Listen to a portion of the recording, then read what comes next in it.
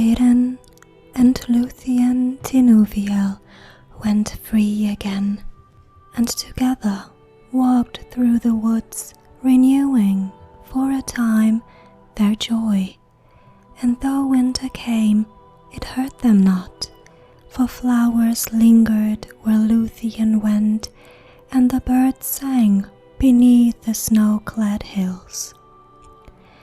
But Huan, being faithful, went back to Celegorm, his master, yet their love was less than before. There was a tumult in Nargothrond, for thither now returned many elves that had been prisoners in the Isle of Sauron, and a clamour arose that no words of Celegorm could still. They lamented bitterly the fall of Filegund, their king, saying that a maiden had dared that which the sons of Feanor had not dared to do. But many perceived that it was treachery rather than fear that had guided Celegorm and Curufin. Therefore the hearts of the people of Nargothrond were released from their dominion and turned again to the house of Finafin, and they obeyed Orodreth. But he would not suffer them to slay the brothers, as some desired, for the spilling of kindred blood by kin would bind the curse of Mandos more closely upon them all.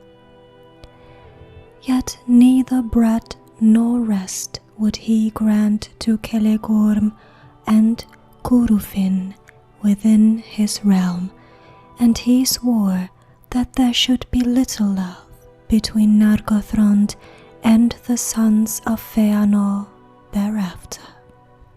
"Let it be so," said Celegorm, and there was a light of menace in his eyes, but Curufin smiled. Then they took horse and rode away like fire to find if they might their kindred in the east. But none would go with them, not even those that were of their own people, for all perceived that the curse lay heavily upon the brothers, and that evil followed them. In that time Celebrimbor, son of Curufin, repudiated the deeds of his father, and remained in Nargothrond, yet Huan followed still the horse of Celegorm, his master. Northward they rode, for they intended in their haste to pass through Dimbar, and along the north marches of Doriath, seeking the swiftest road to Himring, where Maedhros, their brother, dwelled. And still they might hope with speed to traverse it, since it lay close to Doriath's borders, shunning Nandungorthap and the distant menace of the Mountains of Terror.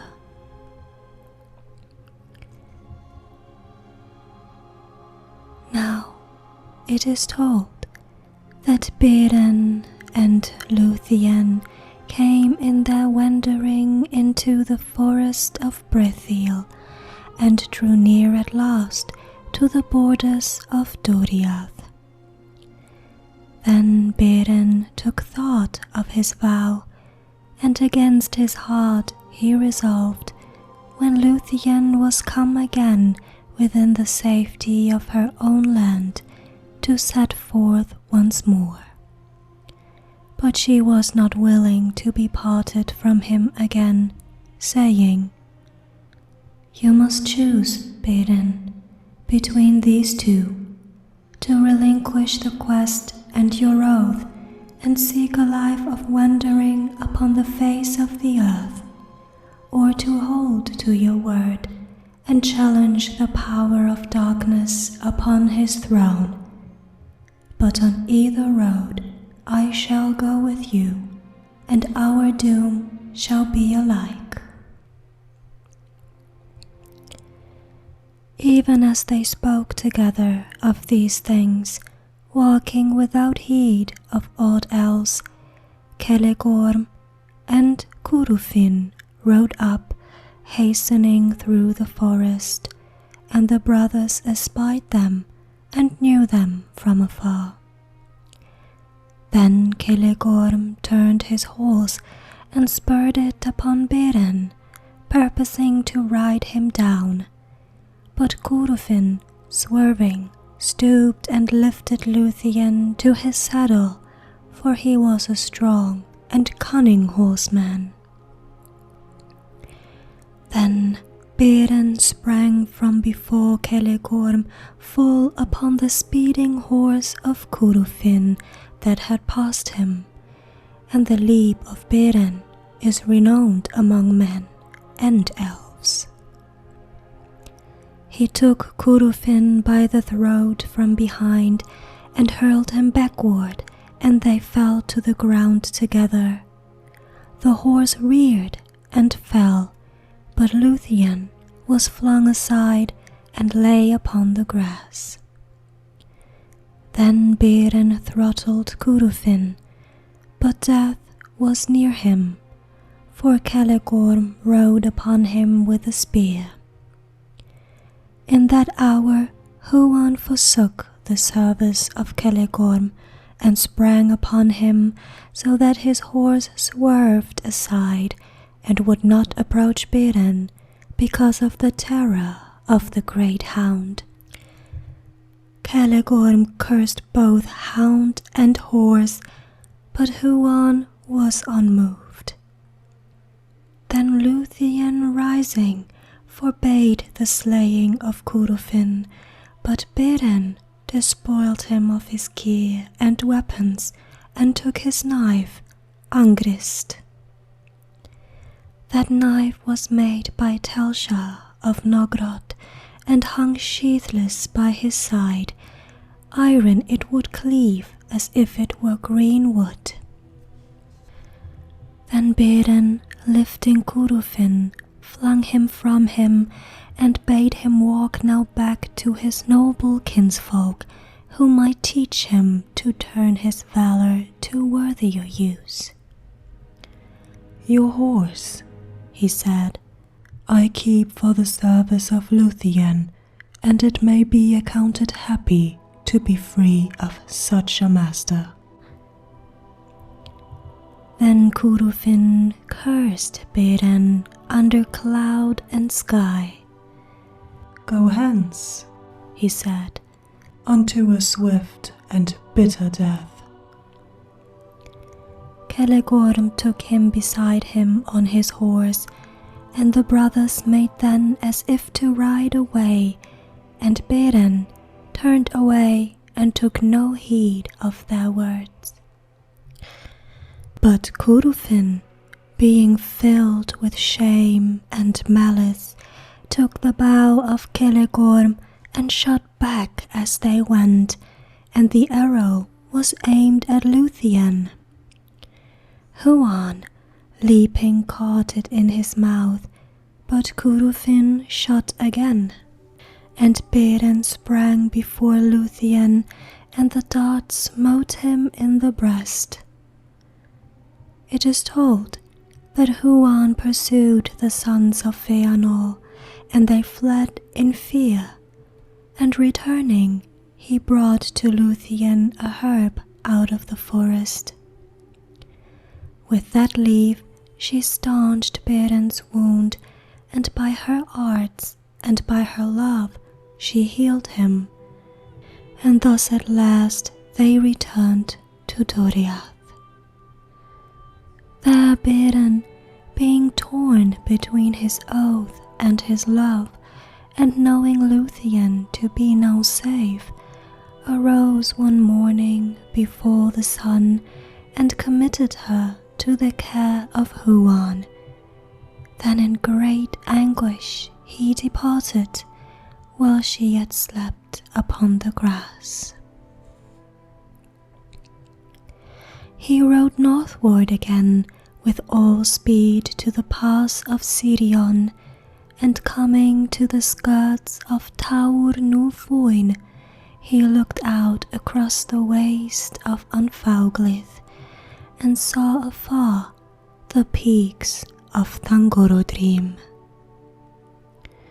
There he dismissed the horse of Curufin, and bade it leave now dread and servitude, and run free upon the green grass in the lands of Sirion. Then, being now alone, and upon the threshold of the final peril, he made the song of parting in praise of Luthien and the lights of heaven, for he believed that he must now say farewell to both love and light. Of that song these words were part.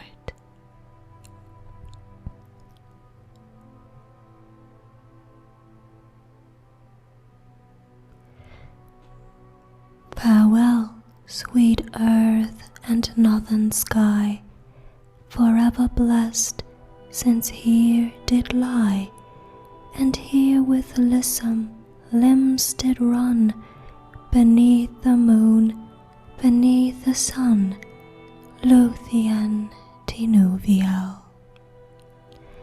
More fair than mortal tongue can tell, though all to ruin fell the world, and were dissolved and backward hurled, unmade into the old abyss, yet words making good for this.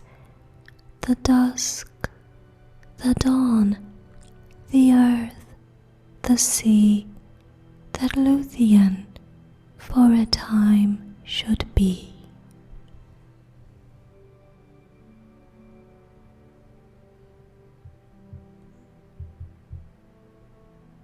And he sang aloud, caring not what ear should overhear him, for he was desperate and looked for no escape. But Luthien heard his song, and she sang in answer as she came through the woods unlooked for. For Huan, consenting once more to be her steed, had borne her swiftly hard upon Beren's trail. Long he had pondered in his heart what counsel he could devise for the lightening of the peril of these two whom he loved.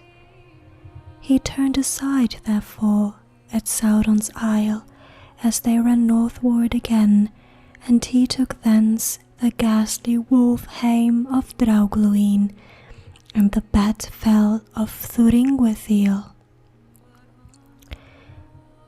She was the messenger of Sauron, and was wont to fly in vampire's form to Angband, and her great fingered wings were barbed at each joint's end with an iron claw.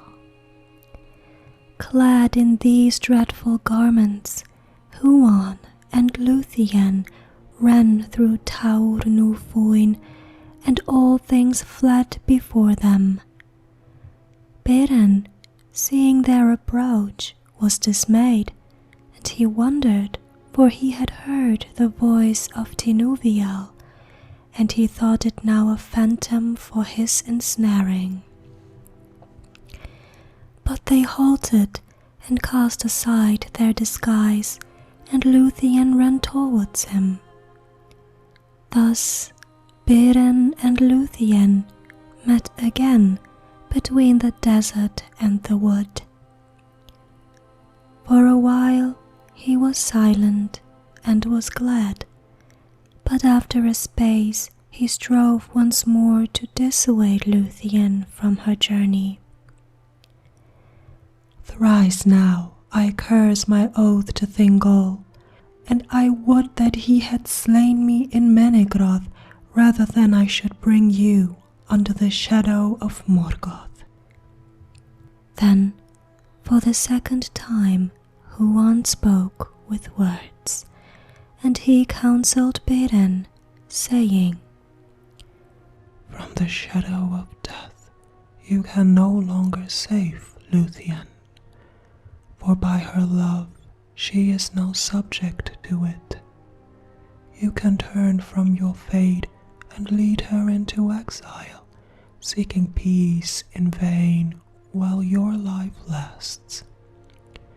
But if you will not deny your doom, then either Luthien, being forsaken, must assuredly die alone, or she must with you challenge the fate that lies before you, hopeless, yet not certain.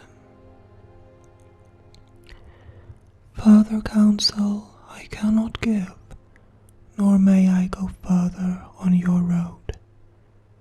But my heart forebodes that what you find at the gate I shall myself see. All else is dark to me, yet it may be that our three paths lead back to Doriath, and we may meet before the end." Then Beren perceived that Luthien could not be divided from the doom that lay upon them both, and he sought no longer to dissuade her. By the counsel of Huan and the arts of Luthien, he was arrayed now in the hame of Draugluin, and she in the winged fell of Thuringwithiel.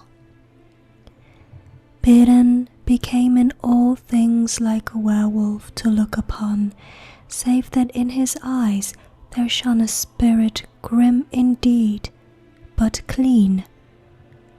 And horror was in his glance as he saw upon his flank a bat-like creature clinging with creased wings. Then howling under the moon, he leapt down the hill, and the bat wheeled and flittered above him. They passed through all perils until they came with the dust of their long and weary road upon them to the drear dale that lay before the gate of Angband. Black chasms opened beside the road, whence forms as of writhing serpents issued. On either hand the cliffs stood as embattled walls, and upon them sat carrion file crying with fell voices. Before them was the impregnable gate, an arch wide and dark at the foot of the mountain. Above it reared 1,000 feet of precipice.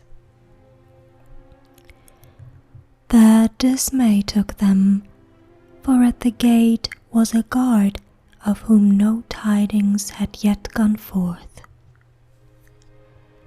Rumour of he knew not what designs abroad among the princes of the elves had come to Morgoth, and ever down the aisles of the forest was heard the baying of Huan, the great hound of war, whom long ago the Valar unleashed. Then Morgoth recalled the doom of Huan, and he chose one from among the whelps of the race of Draugluin, and he fed him with his own hand upon living flesh, and put his power upon him. Swiftly the wolf grew, until he could creep into no den, but lay huge and hungry before the feet of Morgoth. There the fire and anguish of hell entered into him, and he became filled with the devouring spirit, tormented, terrible and strong.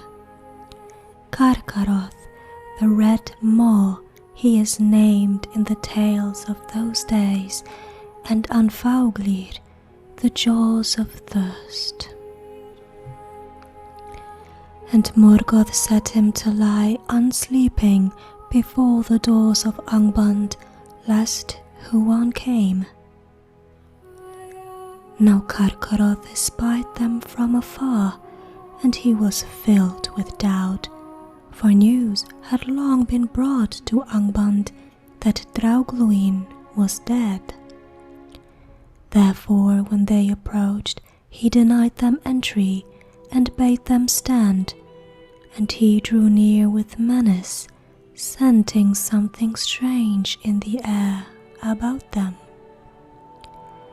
But suddenly some power descended from of old, from divine rays, possessed Luthien, and casting back her foul raiment, she stood forth, small before the might of Carcharoth, but radiant and terrible. Lifting up her hand, she commanded him to sleep, saying, O woe-begotten spirit, fall now into dark oblivion, and forget for a while the dreadful doom of life. And Carcharoth was felled, as though lightning had smitten him. Then Beren and Lúthien went through the gate and down the labyrinthine stairs, and together wrought the greatest deed that has been dared by elves or men. For they came to the seat of Morgoth and his nethermost hall, that was upheld by horror, lit by fire, and filled with weapons of death and torment. There Beren slunk in wolf's form beneath his throne, but Luthien was stripped of her disguise by the will of Morgoth, and he bent his gaze upon her. She was not daunted by his eyes, and she named her own name and offered her service to sing before him after the manner of a minstrel. Then Morgoth, looking upon her beauty, conceived in his thought an evil lust, and a design more dark than any that had yet come into his heart, since he fled from Valinor. Thus he was beguiled by his own malice, for he watched her, leaving her free for a while, and taking secret pleasure in his thought. Then suddenly she eluded his sight, and out of the shadows began a song of such surpassing loveliness and of such blinding power that he listened perforce, and a blindness came upon him, and his eyes roamed to and fro, seeking her. All his court were cast down in slumber, and all the fires faded and were quenched. But the Silmarils in the crown on Morgoth's head blazed forth suddenly with a radiance of white flame, and the burden of that crown and the jewels bowed down his head as though the world were set upon it, laden with the weight of care, of fear, and of desire that even the will of Morgoth could not support. Then Luthien, catching up her winged robe, sprang into the air, and her voice came dropping down like rain into pools, profound and dark. She cast her cloak before his eyes, and set upon him a dream, dark as the outer void where once he walked alone. Suddenly he fell, as a hill sliding in avalanche, and hurled like thunder from his throne, lay prone upon the floors of hell. The iron crown rolled echoing from his head, and all things were still. As a dead beast, Beren lay upon the ground, but Luthien, touching him with her hand, aroused him, and he cast aside the wolf-hame. Then he drew forth the knife Angrist, and from the iron claws that held it he cut a Silmaril. As he closed it in his hand, the radiance welled through his living flesh, and his hand became as a shining lamp. But the jewel suffered his touch and hurt him not. Then it came into Beren's mind that he would go beyond his vow and bear out of Angband all 3 of the jewels of Fëanor. But such was not the doom of the Silmarils. The knife Angrist snapped, and a shard of the blade flying smote the cheek of Morgoth. He groaned and stirred, and all the host of Angband moved in sleep. Then terror fell upon Beren and Lúthien, and they fled, heedless and without disguise, desiring only to see the light once more.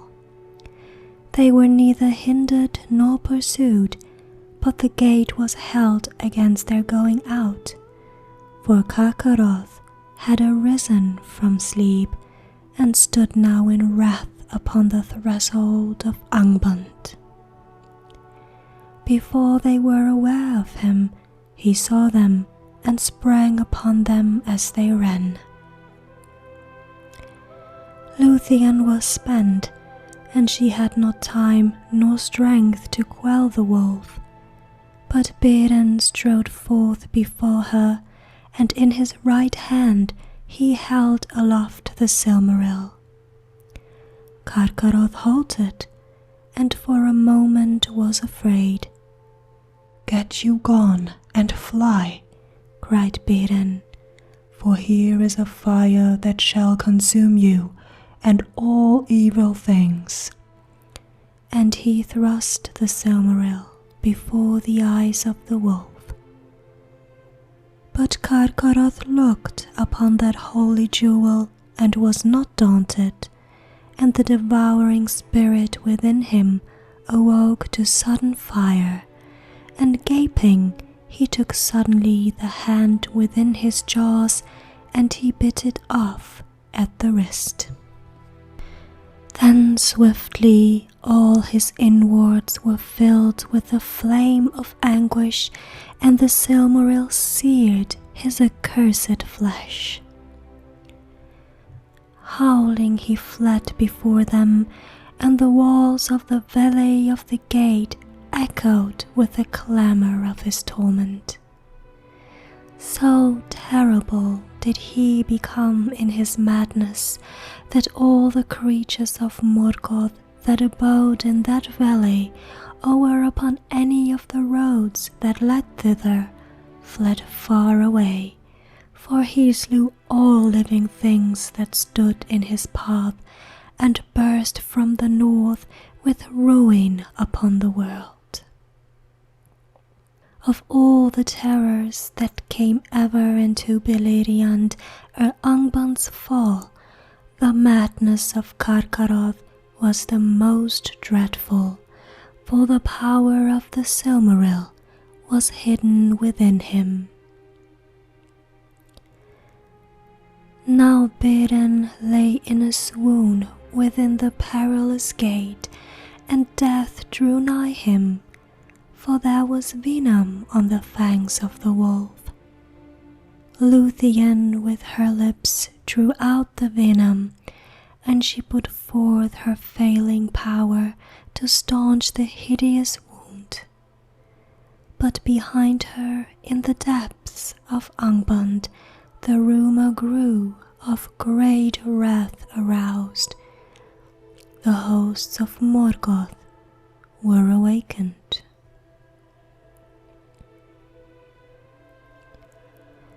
Thus the quest of the Silmaril was like to have ended in ruin and despair. But in that hour, above the wall of the valley, 3 mighty birds appeared, flying northward with wings swifter than the wind. Among all birds and beasts, the wandering and need of Beren had been noised, and Huan himself had bidden all things watch that they might bring him aid. High above the realm of Morgoth, Thorondor and his vassals soared, and seeing now the madness of the wolf and Beren's fall, they came swiftly down, even as the powers of Angband were released from the toils of sleep.